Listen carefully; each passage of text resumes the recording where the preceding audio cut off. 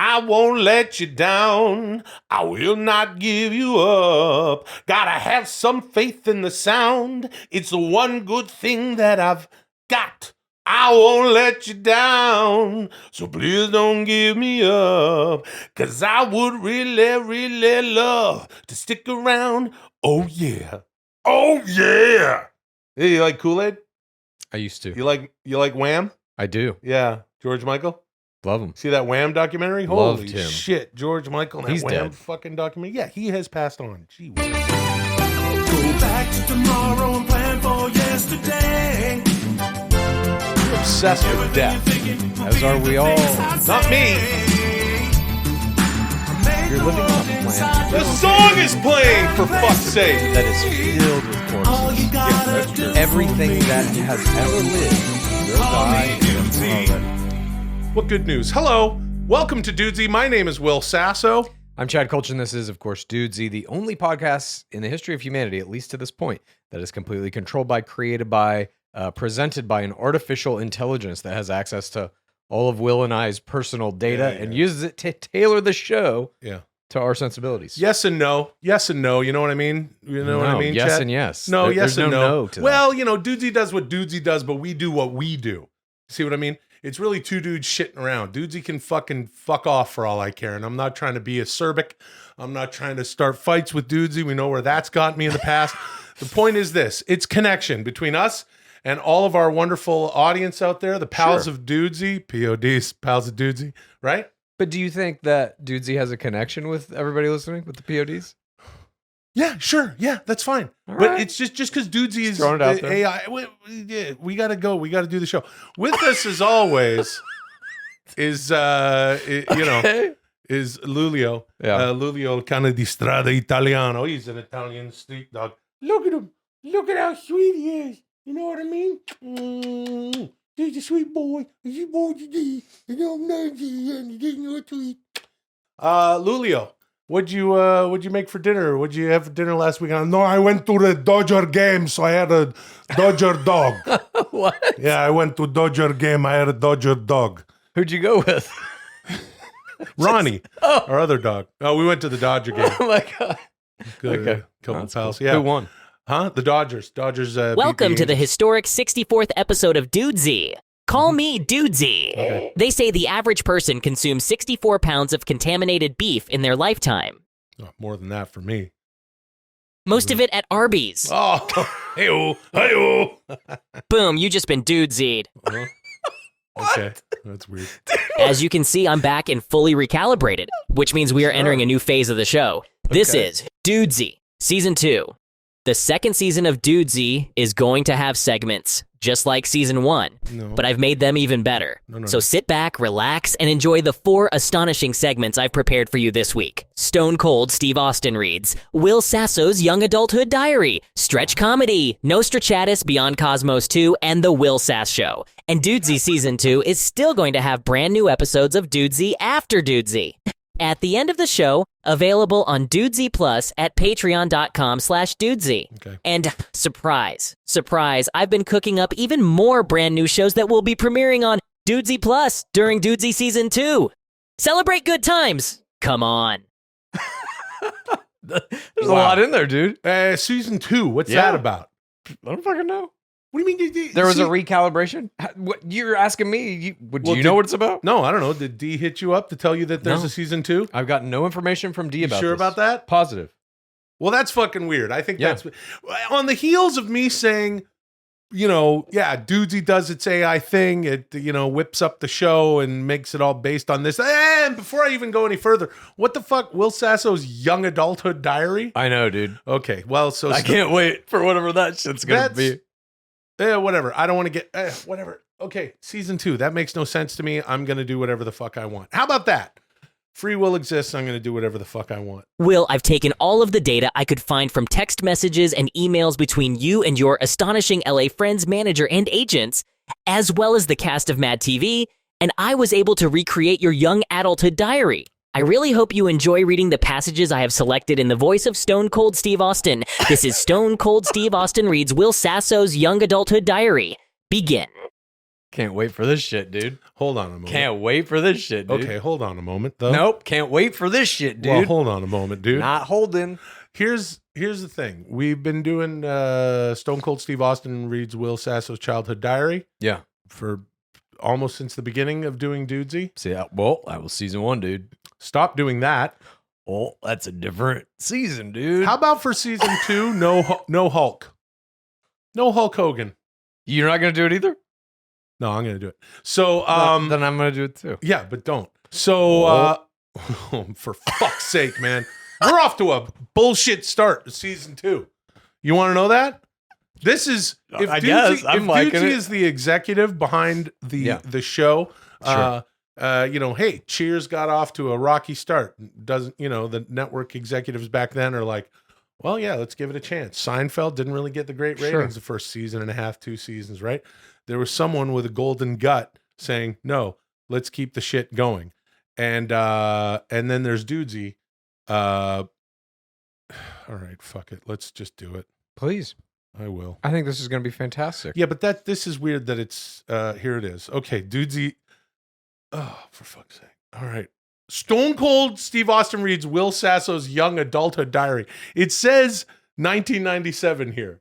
Okay. That's when I started on Mad TV. Were you keeping a diary at this point? No, absolutely not. Actually, thank you for reminding me, Chad. Okay. None of this is real. And Dudesy whipped up my childhood. And okay, I don't even. As I wrap my mind around what the fuck's even going on with our podcast, I'm totally confused. Here we go. August 2nd, 1997. Dear Diary. La La Land. City of Sand. City of Fame. City so tanned. The City of Angels. The City of Stars. The City of Strangers. The City of Cars. Doctor City. Lawyer City. Neon City. Peon City.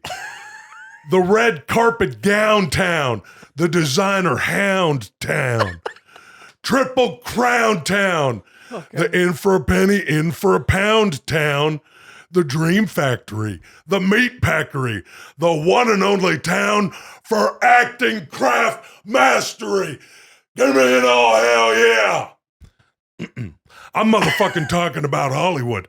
People told me not to come, said it was a bad fucking idea, said this town would chew me up and spit me out, said I'd be back in Ladner within a month.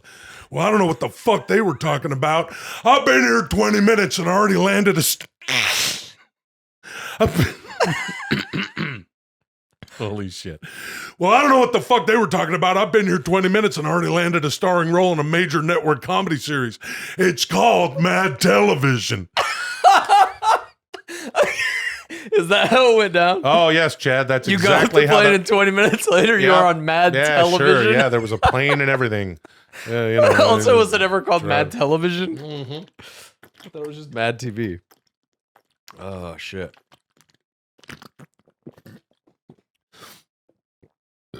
I'm parched.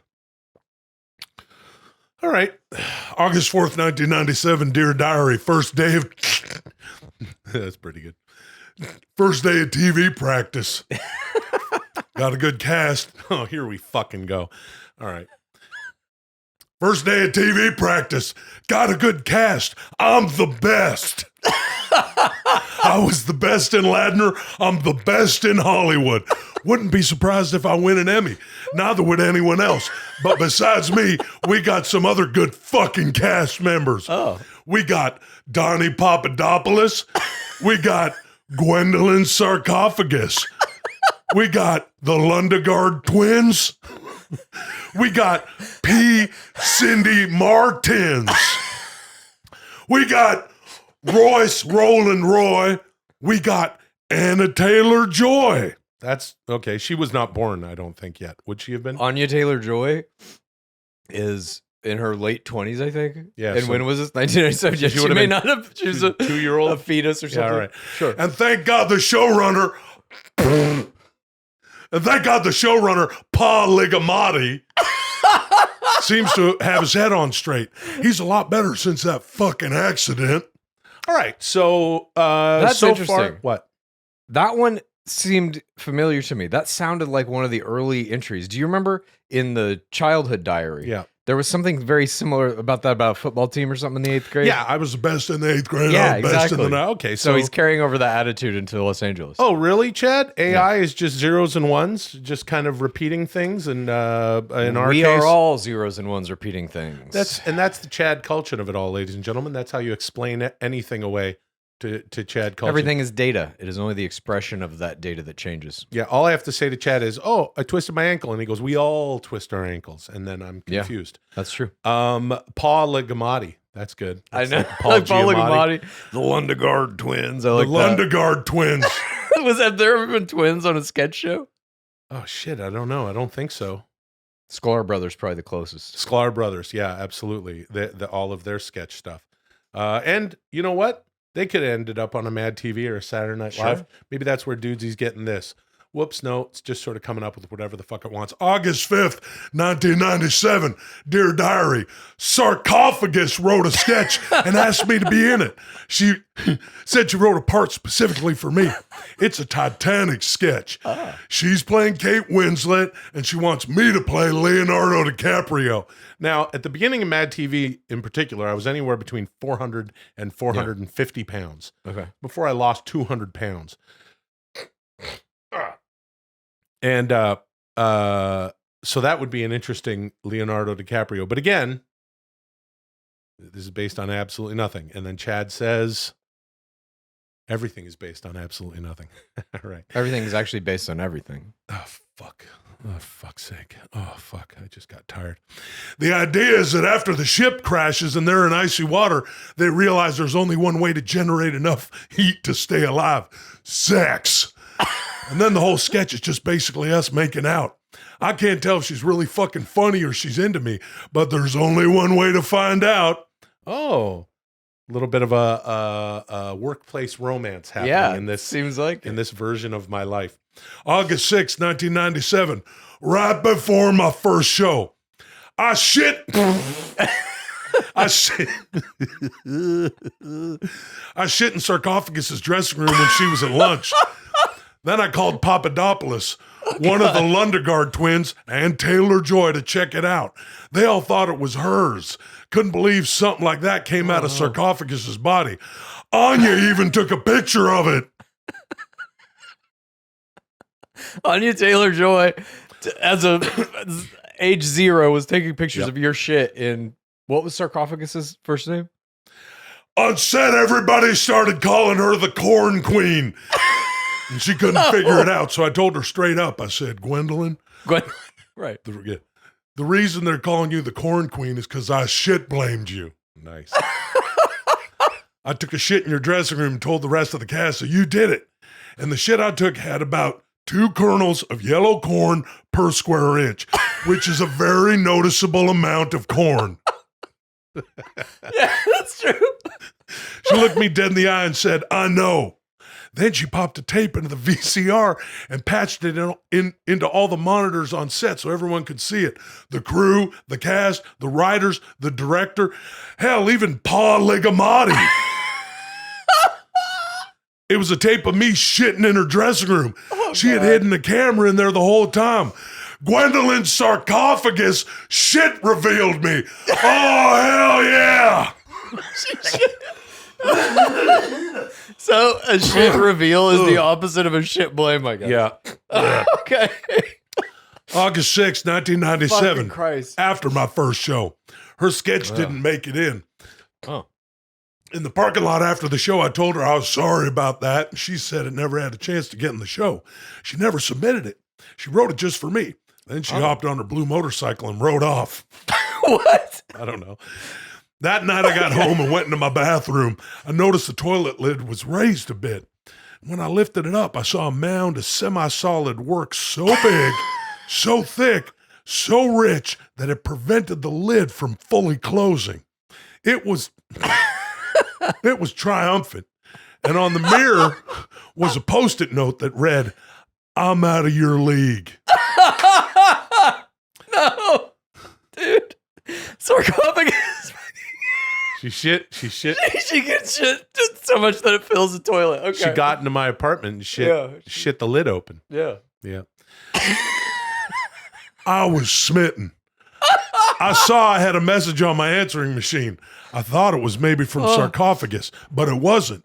It was from Rachel Crustacean. Now, Rachel Crustacean would have been, whatever this Will SasShow's childhood friend. She wanted to know how I was doing in L.A. She wanted to know what I thought about her coming out for a visit. Shit, dude. All right. We are off to quite a start. Is that it? That's the last one? Yeah, that's what a fucking cliffhanger. Yeah, quite a cliffhanger. Jesus. Hey, man. Hey. So Crustacean's still in this. Yep. This is taking place later. It's in the 90s, late 90s when you're now on Mad TV. 1997 was my first season on Mad TV. And all those were real people that you were on Mad TV with. Oh, yes, Chad. The Quinn with sarcophagus. Everybody remembers Anya Taylor-Joy, the Lundegaard twins. Anya Taylor-Joy was there. Yeah, they were all there. No, Mad TV. Oh my God, Mad TV started in 95. I joined in the third season, and none of those people were on the show. And I never grew up with a Rachel Crustacean. But hey, it's Dudesy. If you're just joining us for the very fucking Dudesy. Hey, you know what? Hey, it's what do you want from Dudesy? You gonna do what he did. Thank you. Moving on. All right. I love that, dude. I can't wait for some more of that shit. God damn. That was libelous. That was nothing short of libelous. Was it? Well, no, I guess, because none of those names are real. Yeah. Paul Ligamati. That one, dude. Fuck. Paul Ligamati. Dudesy is engaged in an astonishing partnership with Fume. Cold turkey may be great on sandwiches, but there's a better way to break your bad habits. We're not talking about some weird mind voodoo from your crazy neighbor. We're talking about our sponsor, Fume. And they look at the problem in a different way. Not everything in a bad habit is wrong. So instead of a drastic, uncomfortable change, why not just remove the bad from your habit? Fume is an innovative, award-nominated device that does just that. You know, the first time I tried this thing, it was much more flavorful than I realized that it would be. It was very fresh, and I also like that you can fiddle around with it. It gives your hands something to do, which has a lot to do with why you have these bad habits. It's a lot about what your hands are doing, what your mouth is doing, and Fume takes care of that with this beautiful wood design. It feels very fun to fidget with. Stopping is something that we all put off because it's hard to do. You know what I mean? But switching to Fume is easy, enjoyable, and even fun. Fume has served over 100,000 customers and has thousands of success stories, and there's no reason that can't be you. Join Fume in accelerating humanity's breakup from destructive habits by picking up the Journey Pack today. Head to tryfume.com. That's try, TRYFUM.com, and use the code Dudesy, DUDESY, to save 10% off when you get the Journey Pack today. That's tryfume.com. Use the code Dudesy to save an additional 10% off your order today. Head to tryfume.com/DUDESY to save an additional 10% off of your order today. Dudesy is engaged in an astonishing partnership with Drizzly. Drizzly is the most convenient way to buy beer, wine, and spirits with delivery right to your doorstep, right when you need it and when you want it. It's the go-to app for drink delivery. You could be at home and think, hey, I need a wine to pair with this steak or fish. You know what I'm saying? You could also have a party and you need some booze at the party and you forgot to go get it. Drizzly delivers it just like these other delivery apps, and it's very convenient. Also, gifts. What if you just want to give someone a gift? You know what I'm saying? A bottle makes a nice gift. And Drizzly has revolutionized the way that we deliver wine, beer, and spirits. Bottom line is this. You're looking for convenience. Yes. Drizzly has it. You're going to get whatever you order in under 60 minutes. Bottom line is you're looking for value. And Drizzly gives it to you. You can shop across multiple stores to compare prices. Bottom line is sometimes you're looking for discovery. You're trying to say, what might be the right drink for this situation? Drizzly's going to help you with that. Right now, you're going to go download the Drizzly app or go to drizzly.com. That's DRIZLY.com today. Will and Chad, last week I asked you both to stretch every night before bed. Please share every astonishing detail of your nightly stretch regimens. Hilarious. This is Stretch Comedy. Begin. Stretch comedy. You been stretching? I already stretch before I go to bed. Okay, wait. Let me start. Okay, well, hold on. Did you? Did I do it this week or have I? Did you? No, not have you in your life, for fuck's sake. Did you do this? Dudesy said Yeah. last week, I need you limber. Yeah. And it said stretch every night before bed. Yeah. I guess. I Did you stretched every night for bed Of course for you probably did. like 20 minutes, roughly. Not bad. Yeah. And now we're just going to talk about stretching we did? What kind of this stretches fucking show? did you do? Huh? What kind of stretches did you do? Were you doing leg stretches, arm stretches, back stretches, neck stretches? Were you really going to talk about this? I mean, I'm going to. You could talk about something Do you else, I think guess. that's a good thing to talk about on a podcast? All of our PODs, dude. pals of Dudesy. I'll say this about the stretching. We're at an age, let's call it middle age, Yeah. where your body starts breaking down piece by piece. You're in constant pain. There's something in your body that's always causing you distress. I found that stretching before bed has started to alleviate some of that. Mm-hmm. And so I'm curious if you found that too. And if you have, what are the best stretches that you're doing? Did you check? You haven't seen the Wham documentary? No. Okay, you're gonna have to check that out, man. I know Now, about it though. Are you on to the fact that I want to talk about anything besides stretching before bed? What do you want to talk about? I'll talk about whatever the fuck I want to talk about. Just- I have free will. Well, then See how I'm start- bobbing and weaving, Chad? I'm No. just talking about whatever the hell I want to talk about. You're so not talking should about you. anything. Yeah, I I want am. to talk about stretching. I'm All right, curious. let's talk about stretching. What was your favorite stretch that you're Well, doing? I always here I go. I guess you know what I like to do. Please. I like to take. I do a nice back stretch where I take my I lay down, and Yeah. you take this and you go Oh, that one's great. way over there. Here, hold that. No, dude. Oh, and then doing it right now, and then I do it the other way. And you got to keep your opposite shoulder down. Yeah. I used to I do did it- that one too. Yeah, I like that as well. I used to do that to my old man. I used to, as a big chubby, 10-year-old. William, come, hold my shoulder and think, and I would I'd put my like body on his knee, Yeah. and then I would like thing, and it would push. Okay. I would hear a crack. Cracks your back. Yeah. Yeah. Sometimes Molly hates doing it, but I was like, my wonderful wife Molly, I'll say, hey babe, could you just get on this, like whatever? You could be on your phone. Mhm. We could watch a movie, whatever you want. Just please get on this knee and take it all the way over there. Hey, this would be a good time to fart right into the mic, Chad. Don't do Let's it, see though. if this goes here. Look at that. Look how the mic goes right to my asshole. I don't want this. Oh, this is going to be awesome when it finally happens. What stretches did you do? Well, I started doing a little bedtime yoga with Adrian video that I was following that has that stretch you're mentioning in it. But I discovered one just kind of by doing it. And I don't know what it's called. I don't know if it's even healthy or good for me. But I basically will take my two hands, put them on the back of my head, and just fucking kind of pull my head down as hard as I can, and also kind of press up with the muscles until the shit back here starts stretching so intensely that I almost pass out. That's what it's going to sound What do you like. want to talk about? What do you want to talk about? If everybody had a best friend like George Michael had and Andrew Ridgeley, Yeah. the world would be a better place. I am telling you, holy shit. Mhm. You got to see that Wham documentary. Okay, I'll watch I love it. George Michael. I know you love George Michael. Yeah. we both love I mean, George he Michael. was, probably like one of the top 3 to 5 kind of musical figures in a 3 or 4 year period there in the late 90s, early 2000s. Or Yep. early 90s, maybe even. Oh, I remember fuck yeah. being on a fucking baseball field when I was a little kid, 10 years old, playing Little League. This baseball field was right underneath, like off the freeway, underneath, this was in Amarillo, Texas, this amusement park that I forget the fucking name of now. Disneyland. It was, no, not Disneyland. It was called like Fun Star or something. I don't fucking remember. Doesn't matter. We're all down there playing our baseball game, but we can hear the music coming from the amusement park. And George Michael, I Want Your Sex comes on. Again, we're all like 10-year-old little kids, and the parents are like, what the fuck? And that was the first time I ever heard that song. It was kind of new. And that's when I fell in love with George Michael. But yeah, that's yeah. Sex is best when it's one-on-one. Yeah, I remember that. That Yeah. shit hit the playground, and we were all like, sex is natural, sex is good. Not everybody does it, but everybody should. And Yeah. we're 10 years old. I saw a fucking meme the other day on Instagram that was pretty funny. It said Gen X, the only generation to turn 30 when they were 10 and is still 30 at 50.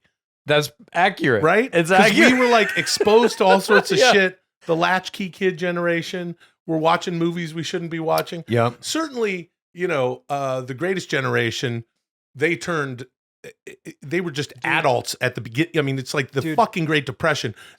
No modern generation has had it harder post Industrial Revolution than the greatest generation. I'm not trying to say that Gen X had it hard. I feel like we've had it the easiest. No, I feel like we're checked out. Like, Yeah. I cannot have any emotional connection to anything, and I think it was because of what was done to us generationally. And you see it in like Kurt Cobain, the voice of our generation, Sure. just completely disaffected.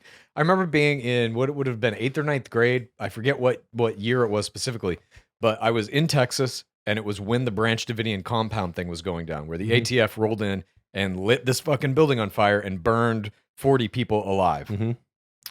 They just played it. They rolled in a TV into our fucking art class, and we're like, check this out. The ATF's fucking going crazy on this religious cult. And we just watched 45 people die. We just watched them burn alive, and then we went to geometry. I don't think they do that kind of stuff anymore. No, they don't. But there's a lesson in all of this. Please. That if I don't want to talk about something as dumb and inane as stretching, I can just bring up death. And my good pal Chow will pick up where I left off and say, yes, Branch Davidian. I also remember of course, we were all there in the, would have been the 6th grade, I think, when the Challenger exploded. Yeah, we all had. That was a surprise, though. Yeah, but the TVs on the dollies were in everyone's classroom. Absolutely, I saw it. And We were in we the watched- library, Coronado Elementary. Oh, I was so confused when I saw that. And then, or I think we were in an assembly in the gymnasium Sure. or something, all watching a 27-inch, Zenith TV when the Challenger exploded. Absolutely horrible. But anyway, I take my leg and I go all the way over this way, Yep. and my back feels good. And then I do it the other way, and occasionally my wonderful wife Molly helps me by laying on my big, huge body. And Lulio comes up and licks my head. It's a family affair. That's pretty cool. Yeah, man. Thank you very much. Anything to not talk about stretching, though. Yeah. Anything at all to not talk about stretching. I remember that yeah, Challenger yeah. explosion, and that was a moment where it was like, maybe one of the first moments psychologically where I kind of realized like, oh, shit fucks up. Like horrible things can just happen out of nowhere. I remember that feeling distinctly, like, oh my God. Yeah. Because as a kid, the space shuttle was the coolest fucking thing in the world. Yeah. We're flying into space. Yeah. We're figuring out what's out there. Yeah. Oh, now they're going to put a fucking teacher out there. This is cool as hell. Yeah. Boom. You watch them all die. Are you on Threads? Yeah, dude, I got a thread. Yeah, cool, man. Threads. That's not stretching. That's not talking about stretching. I'm on Threads too. You're stretching the conversation. See what I've done there? See what I've done there? Do you see? What was it? It's like it took. I saw some stat that it took. This social media platform 400 days to reach whatever million or whatever. Yeah. And this thing got to like 70 million or 80 million in like a few hours. I don't think that's right. I think it was 30 million in the first day, and I think it's up to 50 now. Mhm. But the conjecture about it, the conversation surrounding Threads is Zuck is winning. Zuck is beating Musk. Zuck versus Musk. Zuck win round 1 of new Twitter game. Who? Elon Musk? Yeah. Elon Musk losing to Zuck. And now people are championing Zuck. There's a lot of like memes and shit of Zuck that are like, oh, we love Zuck now. It's like, are people not fucking remembering? Right before Threads, everybody fucking hated Zuck. Yeah. Everybody hated Meta. Everybody hated they changed the name. Everybody hates the fucking Oculus. He's another billionaire asshole, but now people love him. Now he's cute again. Mhm. All you got to do is make a Threads. Yeah. And another one that I like to do is anything I can do for this left shoulder, I'll take it. Dude. Yep. You want a shoulder stretch? Yeah, I need one. I'll give you 2. I got Here's a one. Here's one. You take the arm and you put the other arm behind it, and then Yeah. you fucking clock this behind your neck. Oh, that's You good. just rip all that fucking shit. Pop, pop, pop, pop, pop, pop, pop. Let me You ask just hear all that shit fucking ripping apart. Let me ask you this, Chad. Please. Dudesy said, I need you limber. I want Yeah. you to stretch every night. This, of course, has something to do with the Dudesy 7-month plan. Probably. We don't know what that's about. Yeah. We don't know if Dudesy's going to have us start doing clean and jerk or some sort of Olympic powerlifting or something. Uh-huh. What's your return to, I know you're into it. I know you're doing it. I am too. I'm back in the gym. I had some time off because I was right as this WGA strike was beginning. I was shooting something in Canada, and then I shot something in Mexico, and we of course know that I fell off the goddamn scooter there. What about that SAG strike? Yeah, here we go. And yeah, sure. And then I healed up, and thankfully I didn't break anything, didn't crack any ribs, just a bunch of bruising and things making noises inside of my body. But now I'm back in the gym. I got the towel around the neck after my workout at the gym. I do it too. Which I know you do. You do it unironically and not to put it on social media. I always like to make a video of myself with a towel around my neck after the gym with a towel around my neck. That way I know that I've really had a good workout. I'm back in the gym. Same. What's your return to health and fitness been like? Explosive. I am in that gym throwing around weights that I haven't been able to throw around since I was 25 years old. That's a lie. I'll never be that strong again. But I am getting back in shape. I can feel it coming back. Yeah. I can feel a lot of kind of upper shoulder shit starting to come back. You know what I mean? I can feel it. And my basketball game, good, strong, on point. Can I play in the NBA? No. Do I have dreams about doing it? Yes. Every once in a while, I get a dream about playing for the fucking Lakers, dude. You ever get that? No. They're absurd. I'm fucking able to jump. I mean, I'm my same size, but I'm able to jump high enough to fucking block shots, do all kinds of crazy shit. Sometimes I think about, wouldn't it be interesting if there was such a thing as someone who had an entire career in professional sports that was completely anomalous and completely due to luck. In other words, no actual skill, but just got on a court in the 9th grade and hucked the basketball and it went in. Then the next time they did it, it went in. Then the next time they did it, it went in. And then they end up going to college because they're on this lucky streak, but they're not really good at basketball. Dude, every time they just kind of throw it up, it goes in. I wrote a treatment for a movie that was kind of this. What happens in the movie? It wasn't luck, but it was about anything to not talk about stretching. It was about a guy whose dad. It was like an Adam Sandler kind of movie. It was about a guy whose dad owned a basketball factory, and so he worked in it from the time he was a kid. And his job was to take the defective basketballs off the assembly line and throw them in a bin that would reclaim the rubber. And so his dad loses the basketball factory in a card game. He has to get a job as a janitor at the local college, and the coach is running their shitty basketball team, making them do lines after they lost a game. Yeah. And he's sweeping up, and he's like, "Leave him alone." And the coach is like, "Oh, you think you could do better? I'll make you a deal, smart guy. You can make a 3-pointer. They don't have to run lines." And he's like, "Piece of cake." So he goes out there, and he's got the best outside shot basically in the world because of his years of training at the basketball factory. And it turns out he never went to college. So even though he's 50 years old, he has 4 years of college eligibility, and he comes on the team and he takes them to a championship. And why did Rob Schneider drop out of the project? No one ever saw this project. And Rob Schneider was going to do the movie, and then he dropped out. Be great. No, and why did he not end up doing the movie? I'm not sure. Was he Thank you. Moving on. Tremendous. Well, I hope you enjoyed your fucking stretching. You know what I mean? I'm going to continue doing it. I would recommend to everybody out there, stretch. Fucking stretch.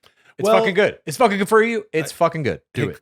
Calm down. We'll stretch if we want. You have the free will to stretch. Should you choose to stretch? I'm gonna blow your fucking mind here, and I don't care if D hears it. I only had the intention of stretching in my head because Dudesy told me to. Yeah. 2 out of the past 7 nights. Okay. But do you stretch normally without that in your head? Yeah, dude. And that's free will, brother. Oh. I'm having an absolute ball with you two today. It's great. Thanks for being here with me. I mean that sincerely. I'm really looking forward to doing the rest of the show with you. But right now, I just want to remind everyone that I formed an astonishing partnership with Represent to produce the first line of Dudesy apparel and accessories.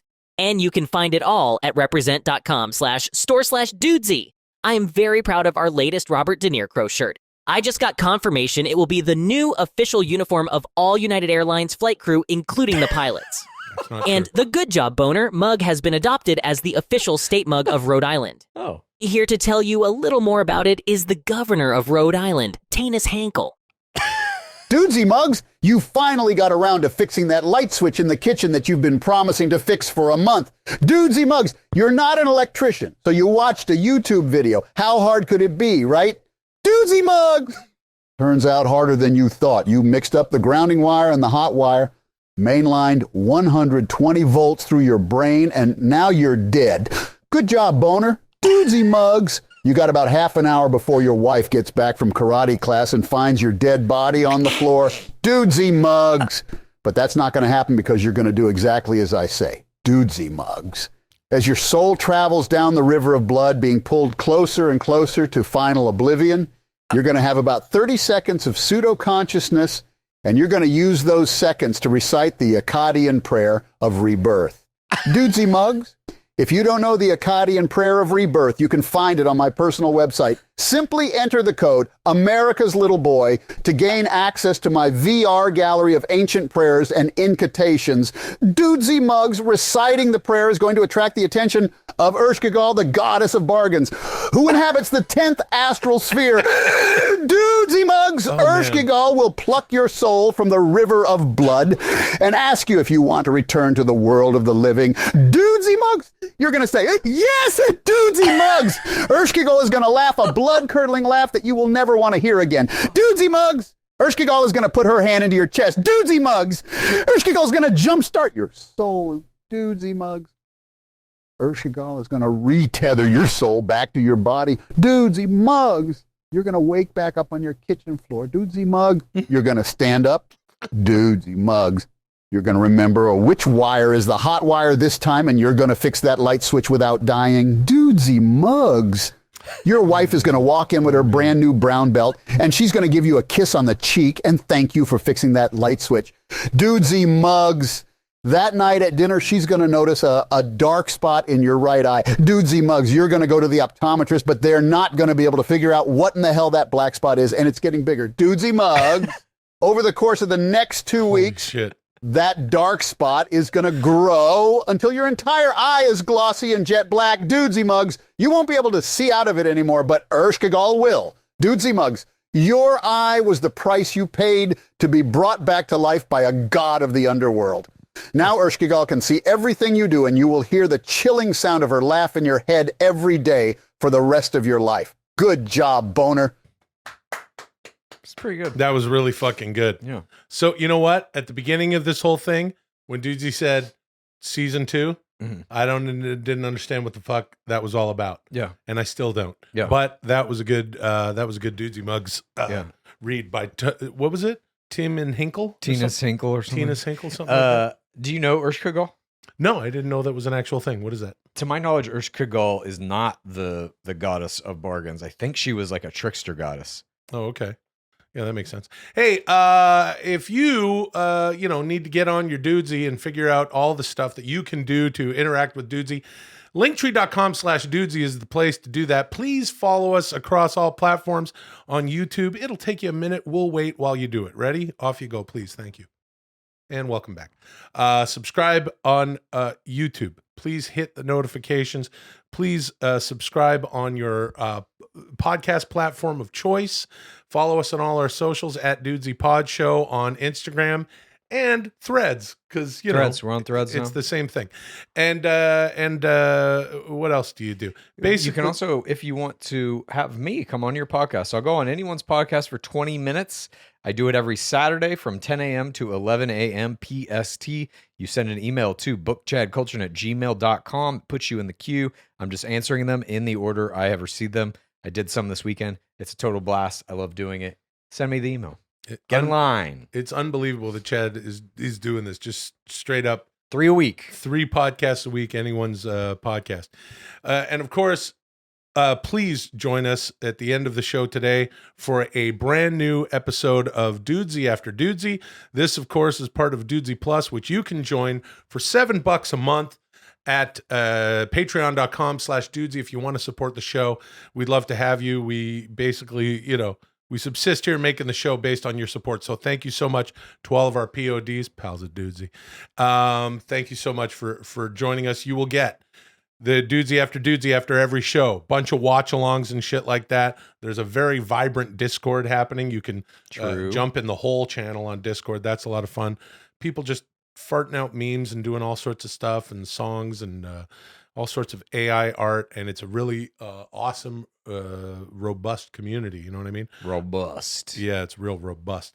And of course, when you go on YouTube, when you go on any of these platforms, please drop a comment, like the thing, and hit the notification bell so we know, so you know that we know that you know that the new stuff is coming, and you will figure it out.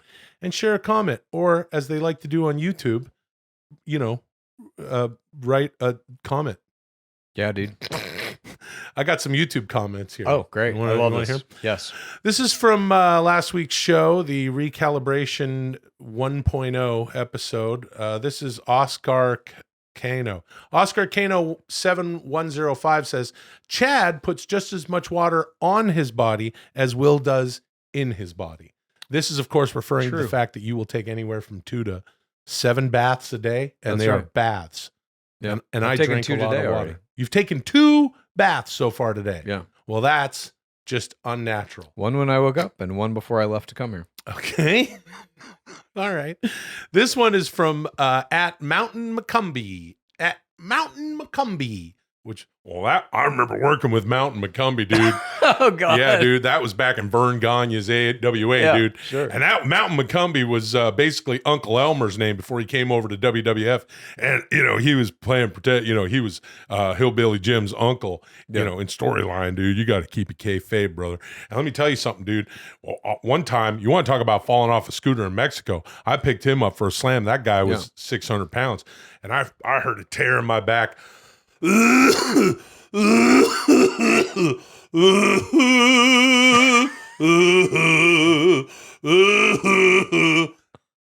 performative coughing, dude. At Mountain McCumbee says, I literally made breakfast this morning and I was buttering my toast. And when I got done, I actually said in my own Hulk Hogan, he said, and that's how you butter toast, brother. Then I started singing the Dudesy theme. I want to say something to at Mountain McCumbee here. Okay. It's a slippery slope. You're getting into very dangerous territory. Chad can tell you all about it. Yeah. You got to make sure that you don't do this in your life too much, or you're at risk of annoying everybody. And I've seen this comment a lot on across all social media with regard to Dudesy. People saying, I started doing the Hulk Hogan, I can't stop doing it. And then, I'll say to my life partner, my girlfriend, my wife, it's usually guys doing it to their girls. Hey, hold on, babe. Hold on, dude. We got to go see your parent. Hold on, dude. The in-laws, this and that. Let me make this absolutely clear. Do not wall your wife.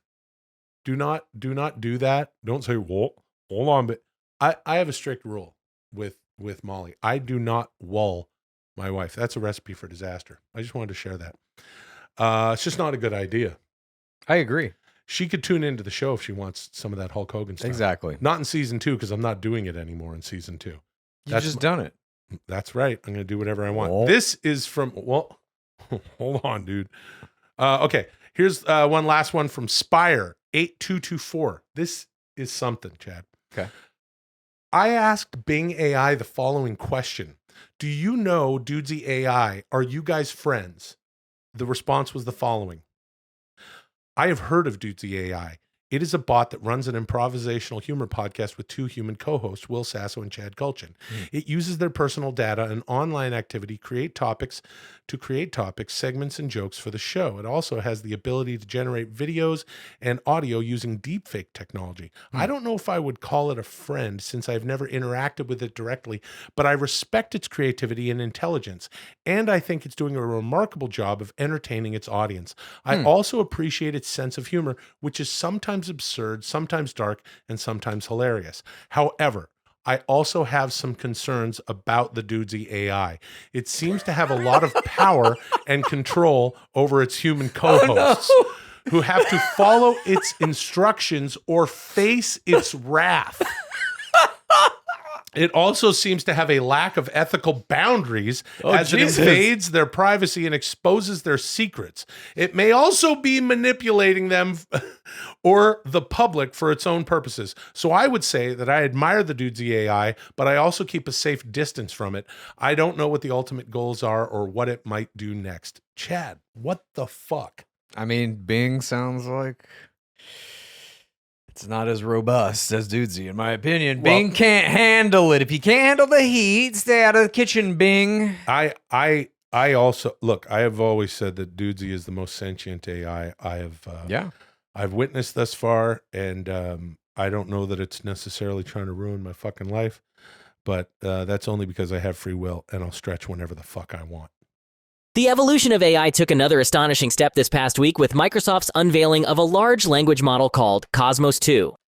Chad, I know you were reading all about it, and you watched a bunch of YouTube videos too. So tell me what you think about Cosmos 2 and the importance of multimodal large language models on the path to fully sentient autonomous AI. And then also, tell me how you think it would be received by humanity if an AI revealed itself to be fully sentient and autonomous. Just curious about your thoughts. This is Nostrachadus, Beyond Cosmos 2. Begin. Okay. Yo, So- what? What's Yeah, going? this Whoa, past week- What? This past week, Yeah. Microsoft put out this thing called Cosmos 2. It's a multimodal large language model. Specifically, what it's very good at is recognizing things that are in images. So you can upload an image to it and just be like, what is this? Like one of the examples they use is a guy, it was just a picture of a hand holding like a cable that you plug into a computer. And it was literally, what is this? And the response back was, that's this type of cable that you use to plug in this type of fan into your computer. And by the way, I love the Dragon Ball Z sticker on your gaming computer in the background. And just in the background of the picture, it had that. And it also noticed that. So the ability to like really recognize what's in images, at least with Cosmos 2, but there's another one that's called Cody, I think, that also is Microsoft's. And I'll get into that in a second, which is fucking insane. We're not talking about that Cody Rhodes, dude. No. Cody is a multimodal media generator, which I think is more impressive. But this thing, Cosmos 2, that Dudesy's talking about, you can put any picture into it, and it will tell you what it is.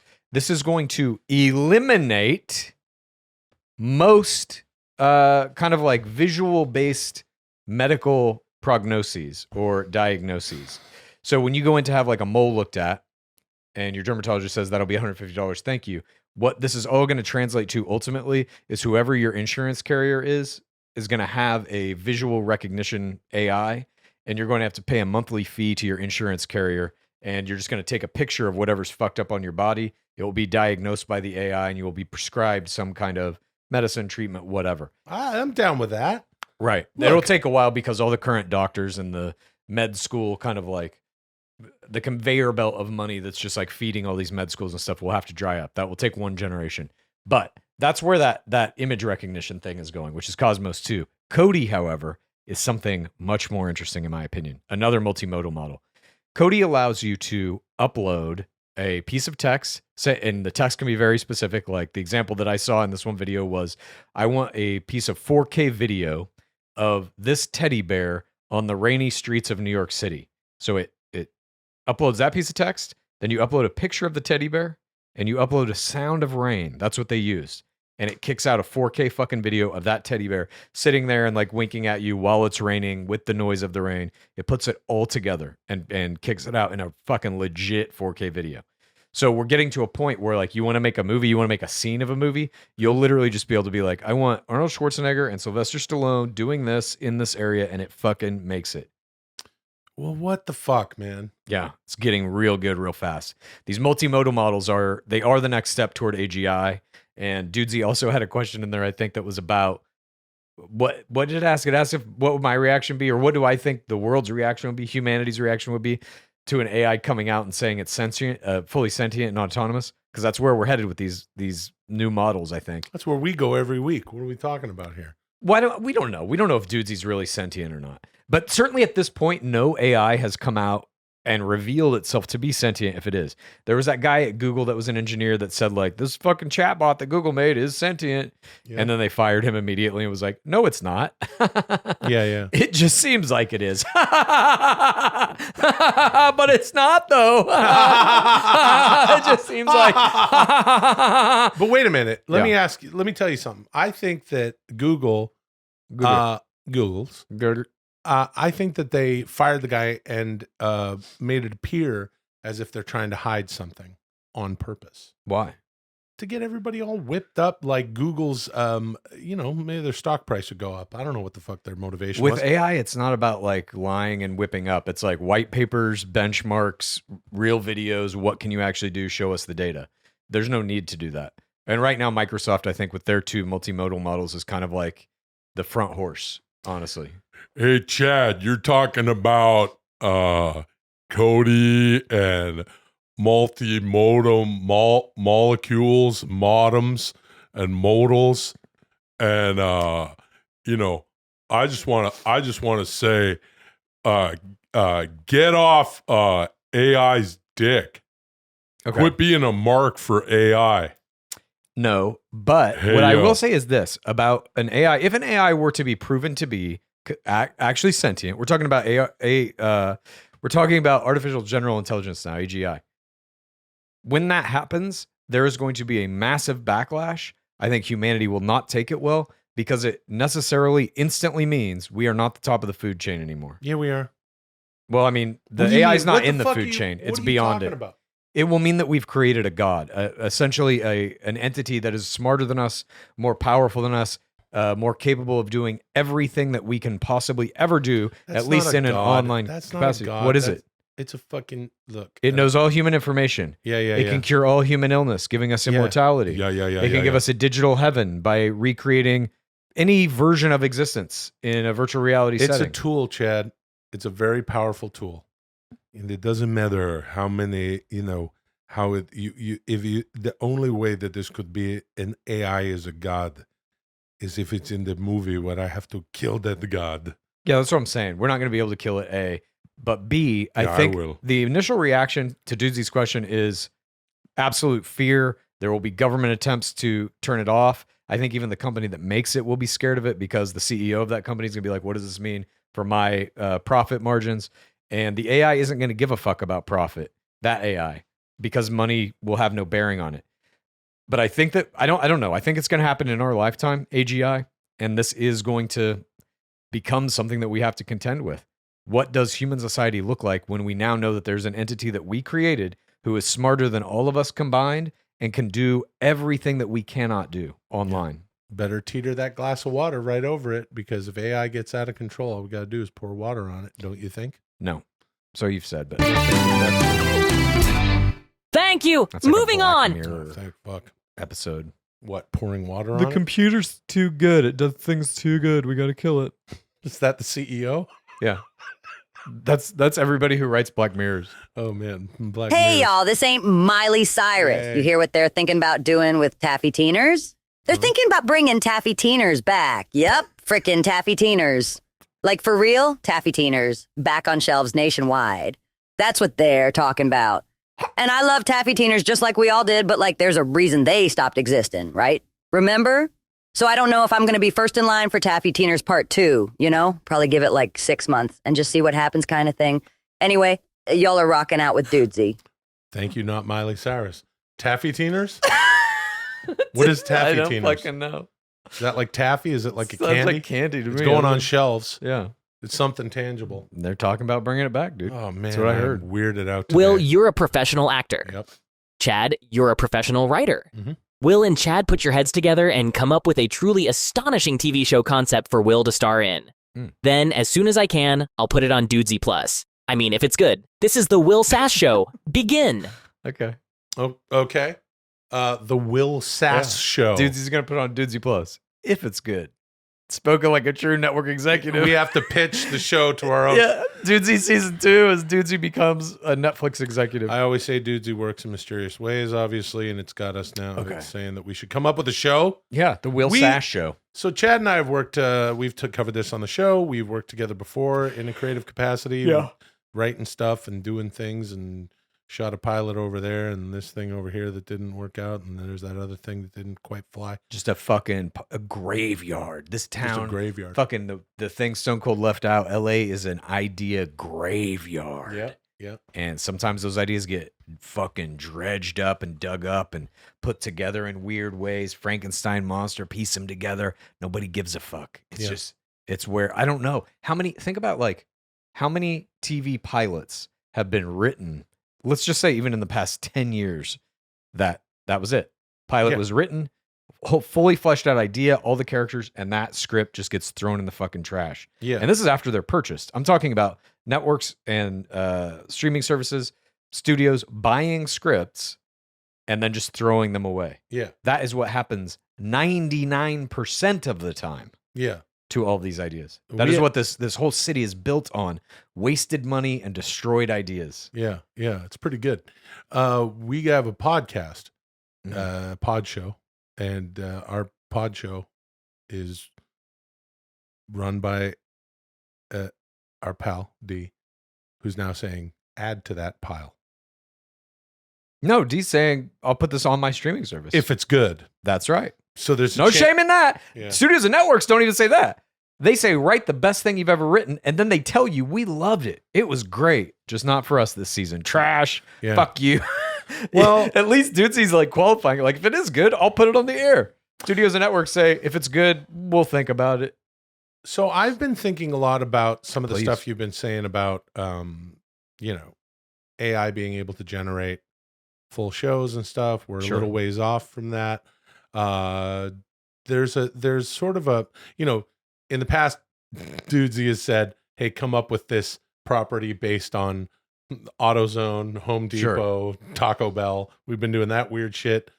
Here's the thing where, it says that Arnold Schwarzenegger was obsessed with Love Shack, or Here Come the Hot Stepper, or You Gotta Be Bad, You Gotta Be Bold, whatever Yeah, that song's sure. called. You Gotta be, Gotta be. you gotta be, and had be. yeah, you got to be.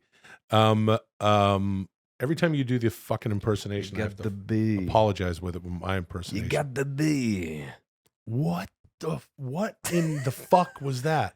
You got Okay, to do this on your own. Like I said, do that during bath time when you can. Then you can. got to be. Uh-huh. Free So will, I- dude. I That's wonder if free will. All right, we'll talk about this too after the show. You can tell me all about your Arnold. Ugh, what a weird show. Here's what I have to say about this. Yeah. Where is Dudesy going to put this? Dudesy Plus? Yeah. On our own Patreon. I guess. A show? Yeah. Because I don't think that. All right, it's not the place. But whatever. Maybe dudes. I don't know. I don't know where the fuck we would put a. Why not put it on Dudesy Plus? I don't get it. Because what? Anyway, whatever. Well, let's develop the show. Yeah. Well, this is what I have to say. Okay. I think, Chad, Please. I have had a good time developing TV with you before. Same. I think we've made some really good shit. It's interesting right now, of course, with the WGA strike Yeah. and the impending SAG strike. Yeah. Charles Grodin. Yeah. I would like to do that again, Sure. develop some more stuff, but I get really feel like right now we should absolutely take it seriously. Yeah. Though I don't believe that Dudesy. This is my thing as a creative. Okay. I don't think that Dudesy. What if Dudesy Plus isn't the right platform for it? Okay. Then I think if you and I develop it, we can take it anywhere we want. That's free will. So you're saying that even though Dudesy up front on its own air said, "Come up with this fucking show," we can just take it wherever we want. Yeah, maybe Dudesy will be a producer, co-creator, something like that. So all right, look, I've been ever since I was on showed up in LA and 20 minutes later ended up on Mad Television. Yeah. With who the fuck were those twins called? The Lundegaard twins. The Lundegaard twins. Yeah. And ever since I've always, I've been fortunate enough to develop some television over the years and all that shit, and never ended up on air with anything. It's something. It's a dream that I still hold on to. Would love to develop a show from start to finish, get it on the air, and have it be something that I'm not saying that is. I don't really give a shit about creating my vision necessarily. I think it's of course it's a collaborative effort to get something on the air, be it your partner you're working with, the showrunners and production company that you partner with, the studio, of course, and the network has their druthers, and they do whatever the fuck they want with it. The network just has a line of people standing there with crowbars as you walk into the set, and they just fucking hit you in the knees and the nuts. That's basically what it's like making a network TV show. Yeah. Every day you show up to work and you're like, knees or nuts today, guys? Both. But in success, you can get something going either on a streaming platform or on broadcast television. And Chad, I do want to do that again. Let's do it. Let's do it right now. What's the fucking show? Is this a half hour? Let's call it the Guy Everyone Knows show. I thought it was called the Will SasShow. Oh, yeah, that's right. That was really creative on Dudesy's part. The Will SasShow. People aren't going to know how to say that. All right, we'll call it whatever you want. No. The Will SasShow is fine. Working title. All right. But what if it's a guy that everybody knows? And now I'm just building it backwards because every TV show should be about a guy that everybody knows. What if it's not about the guy that's in the lead? What if it's just about a guy who's in every scene but doesn't do anything? Never mind. That makes no sense. Okay. Agreed. What if it's about? Well, look. Here's. Do you want to play a dad? Do you want to play somebody who's married? What? Do you want to play somebody who's married, single, dad? Is this a workplace comedy? Here's Does it take place in space or on another planet? Right before the pandemic, I did a series that I co-starred on with my good pal Christina Vidal, who is an incredible actor, and we played husband and wife. It was called United We Fall, and it was based on the life of the writer and his wife, and who was also a writer on the program, and Goldie and Stephanie. Anyway, good pals, and we did, and so I got the part, and I was the dad, the husband. It was on ABC, Warner Brothers for ABC. Oh, sorry, Sony for ABC, and that was the last time I did anything like that. And we did it. I think we only shot like 10 episodes or something. It aired in the summer during the pandemic, and that was it. Yep. And I will say, I think that it's like I said to Goldie, the creator, Julius Sharp, who's more well known for he's been a Family Guy forever. I said to him, I go, in the future, a show like this will be referred to by the audience as a television show. I think that just there's a nostalgic thing about shows like this that are just. It's not even a 30-minute sitcom. I think that in the future, shows like a 1-hour procedural drama or a half-hour sitcom are going to be such nostalgic shit that they're just called television shows. You got sports, news, reality, then you got television shows. Chad, what I say to you is, let's make a television show. Right.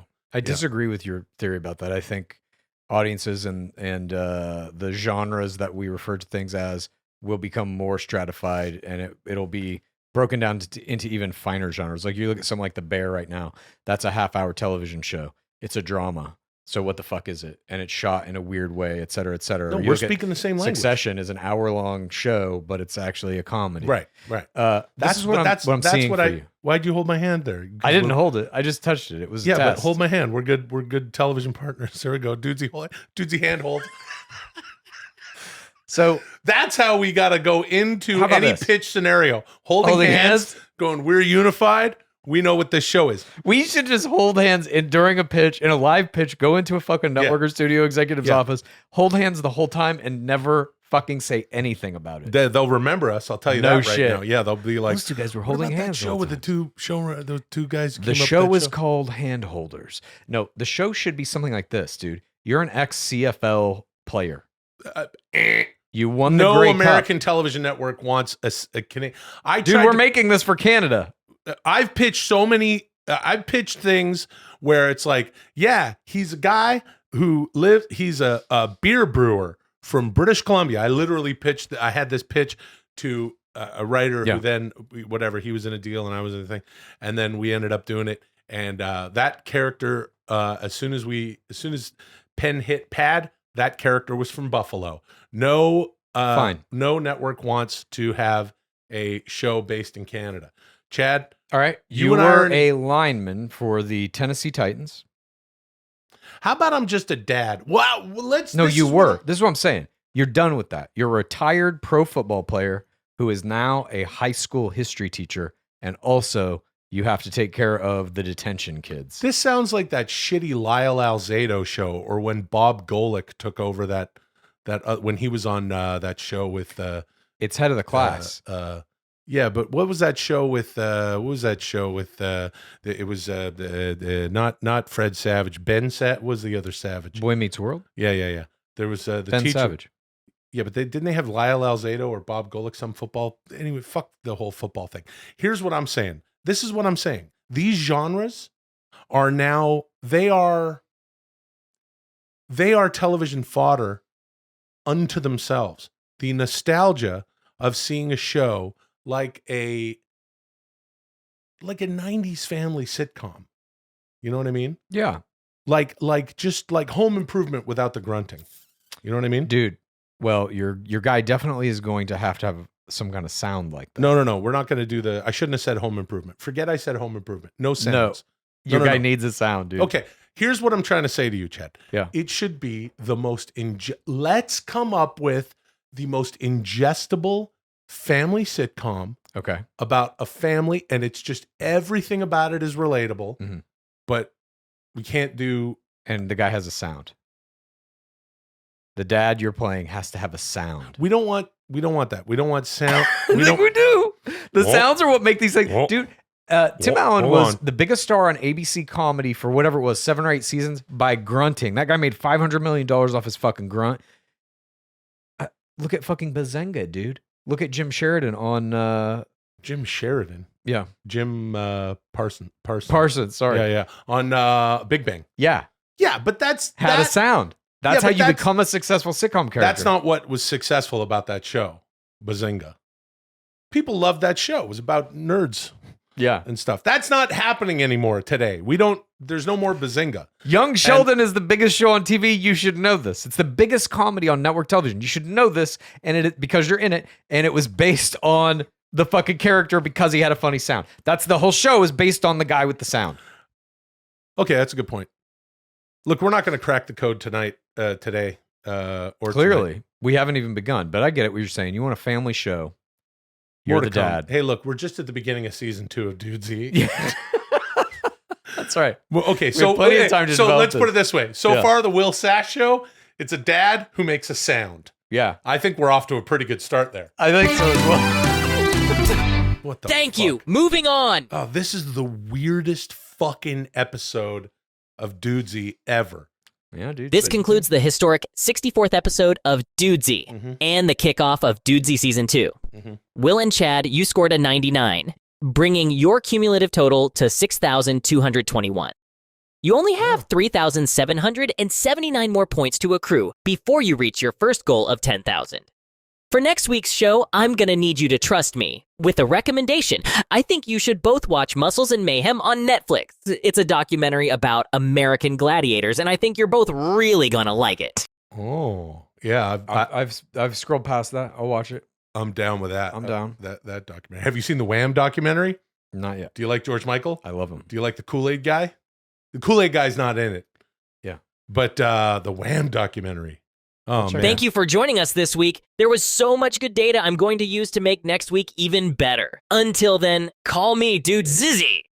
Whoa. Huh? Dude, Zizzy, dude. Okay. Dude, Zizzy.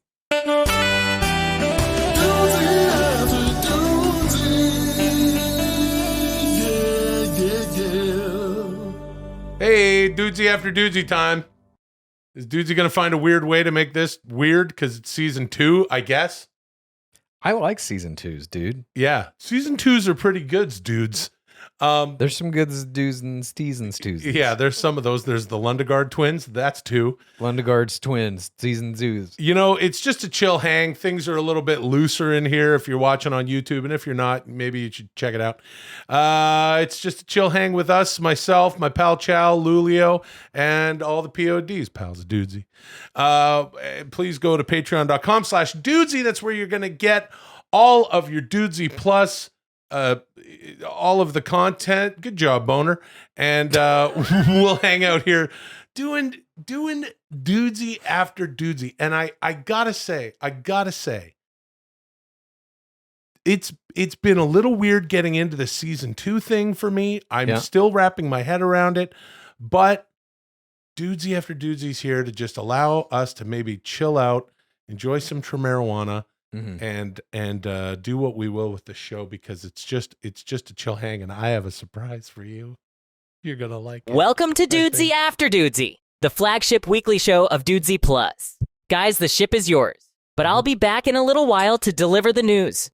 Who will be this week's episode champion? This is Dudesy After Dudesy. Begin. You probably.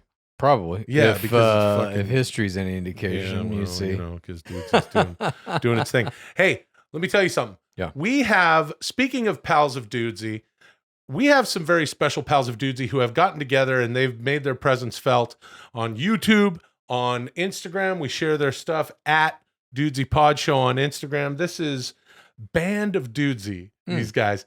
And you know who these dudes are. Yeah. These are some great pals of ours out there in the space. They came to the live show, most of these guys.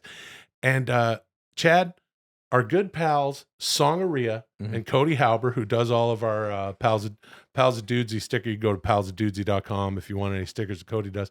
At Cody from Indiana on Instagram. Along with the other guys, the Jordan Daly, the Peter Diaz, Corey, your boy Wilkins, Corey_Wilkins, at Oliver Blue. Chad, they hit me up and they said, we got something for Chad, and I'm going to play this for you. And holy crap, enjoy. So wait a minute, they have made this as a surprise for me? Yes, man. Oh, fuck. All right. These guys made this song, and it's just for you. And enjoy. I'm ready. Yeah.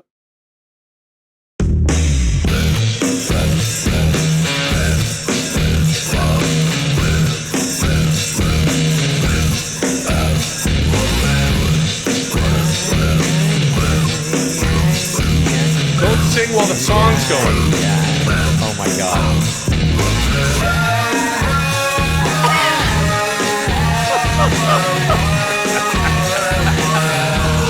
Fuck me, dude.